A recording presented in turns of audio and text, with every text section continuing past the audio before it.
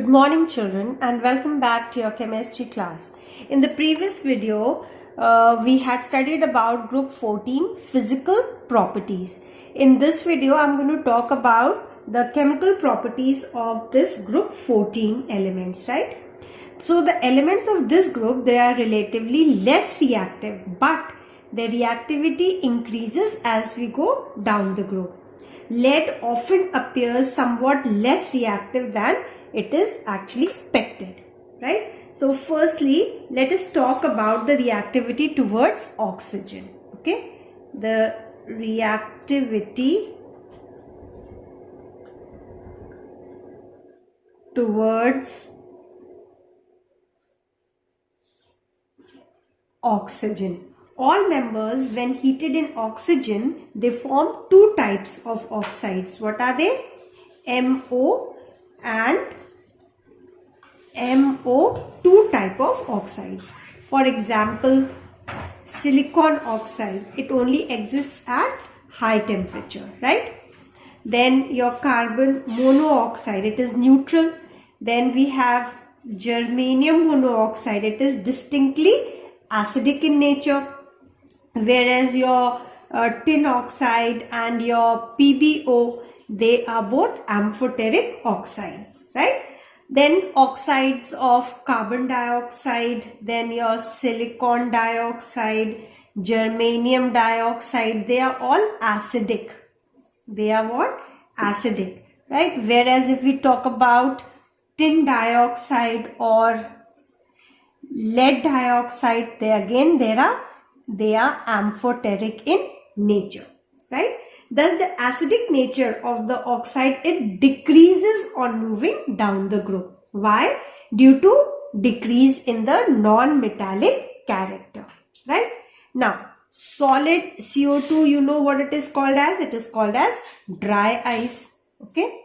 Solid CO2, what is it called as? It is called as dry ice, which sublimes without melting, and it has no wetting effect on the cloth or paper, on such kind of things, right? And it is also used as a refrigerant, right? Now let us talk about the reactivity towards hydrogen. The reactivity towards hydrogen. So all members of this group, they form covalent hydrides. What do they form? Covalent hydrides. Clear? Their number and ease of formation, it decreases down the group. Their number and ease of formation decreases down the group. Clear? Now hydrides of carbon, what are they called as? Hydrocarbons. Let me write down. Hydrides of carbon, what are they called as? Hydrocarbon, right? Then hydrides of germanium, germanes, okay? Then hydride of silicon, what is this called as? It is called as silanes, okay? Then the only hydrides of your SN is what? It is SNH4, okay? And that of PB, it is PBH4, right? Their thermal stability, it always decreases down the group. Their reducing character, it increases down the group, okay? Now, carbon, silicon and germanium, they are not affected by water, okay? Not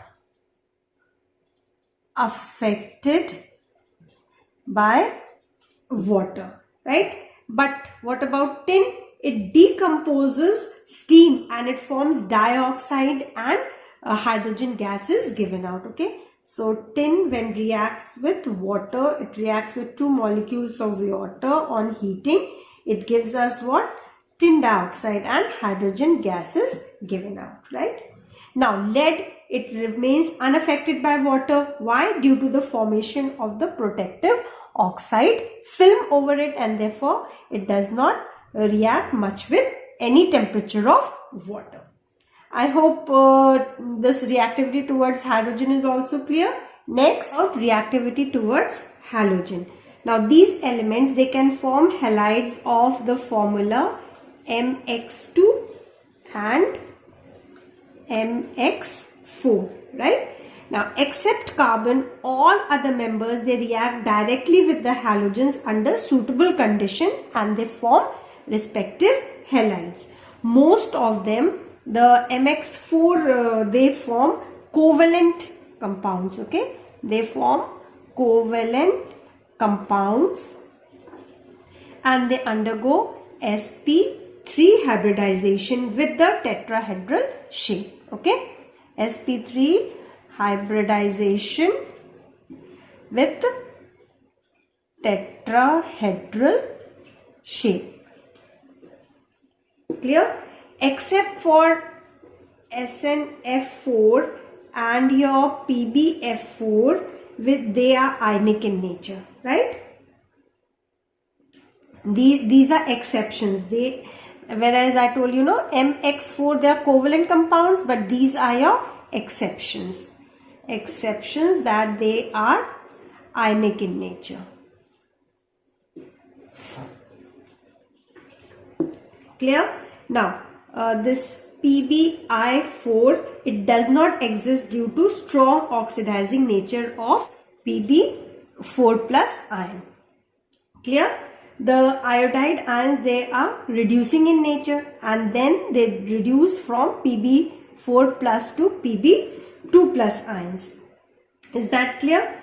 The same explanation is for your Pb bromide, that is PbBr4. Now let us talk about heavier members, like for example germanium to lead, right? They are able to make halides of what kind? MX2. Now I'm talking about this one, MX2, right? Stability of dihalides, it increases down the group. Followed? So your GeX4, this is more stable. This is more stable than GeX2, germanium X2. X is your halogen. Clear? Whereas if we talk about PbX2, this is more stable than your PbX4. I'm talking about stability, in terms of stability, right? So over here, this is what you have to remember. Then except carbon tetrachloride, other tetrachlorides, they are easily hydrolyzed by water. Why? Because the central atom, they can accommodate the lone pair of electrons from the oxygen atom of the water molecule, right? So I can show it to you over here, like your silicone tetrachloride, Cl, Cl, Cl and Cl, right? This is your water with two lone pairs. So what did I say? That the tetrahalides, they can easily get hydrolyzed by water. Why? Because the central atom, it easily accommodates the lone pair of from the oxygen atom of the water molecule, right, in the d orbital, and thus over here HCl will be removed and it is going to form Cl, Cl, ClOH. Similarly, if more of water will be added to it, 3 molecules suppose of water will be added to it, so all the 3 places we are going to get the OH, and hence it is going to form OH, OH, OH and OH. So your silicon tetrachloride easily gets hydrolyzed. I hope, but remember, carbon tetrachloride cannot get hydrolyzed by water. I hope till here it's very clear. So with this we finish off with the chemical reactivity of group 14 elements. Let us now study about silicon carbide, right? So preparation is done by Auxon's process. It is prepared by heating mixture of sand, which is around 54% we take. Then we take coke, which is about 34%, and we take sawdust, which is about 10%, and we take salt, which is 2%, right? We take all this in an electric furnace at the temperature say around 2000 degrees to 2500 degrees Celsius, right? So we write it down as silicon dioxide when treated with carbon at what temperature? 2000 degrees to 2500 degrees Celsius. It gives us silicon carbide plus carbon monoxide is given away, right? The salt, what does the work of the salt? It facilitates the fusion of the mixture, right? Sawdust, it makes the mass porous and helps carbon monoxide to escape, right? Now look at the structure of your silicon carbide over here. It has infinite three-dimensional arrays of silicon and carbon atoms. Each carbon atom is tetrahedrally surrounded by 4 silicon atoms and vice versa, right? Now let's talk about some uses of silicon carbide. Like for example, it is an abrasive for cutting and grinding of the glasses, as an abrasive for cutting and grinding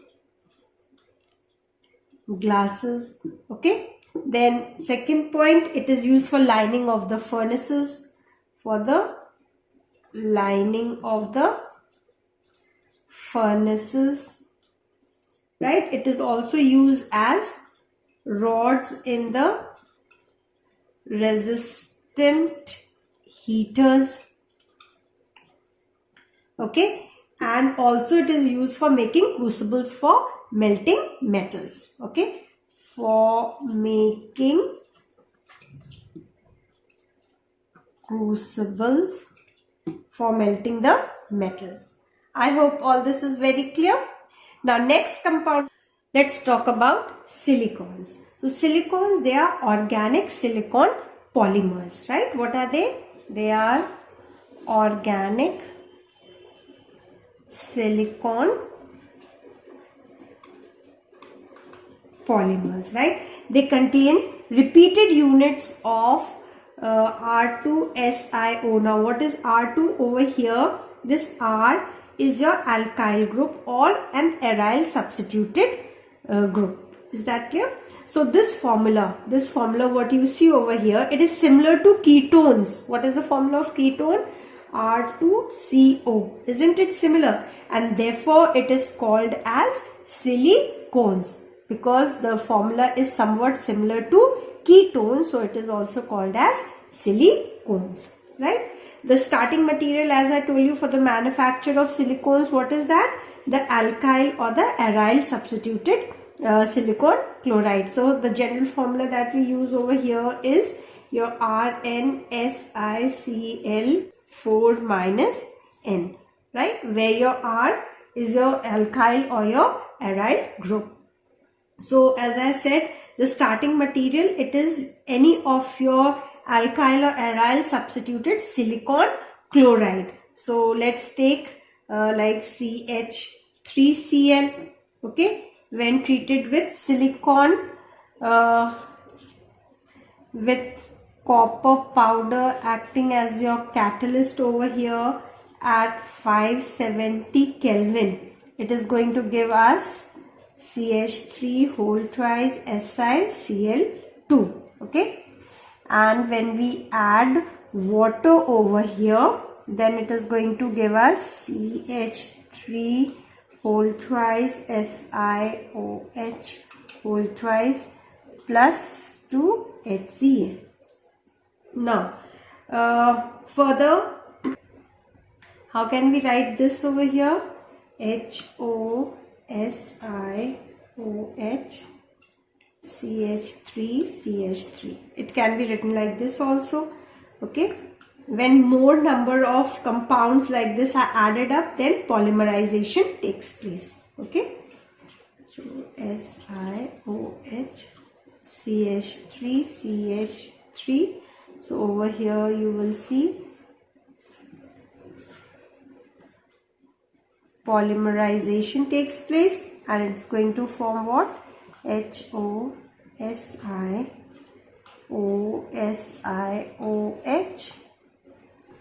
This is CH3, CH3, CH3, CH3.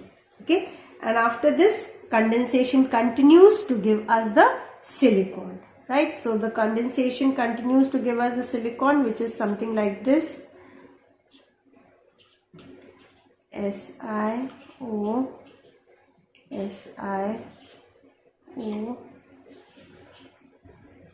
CH3, CH3, CH3, CH3.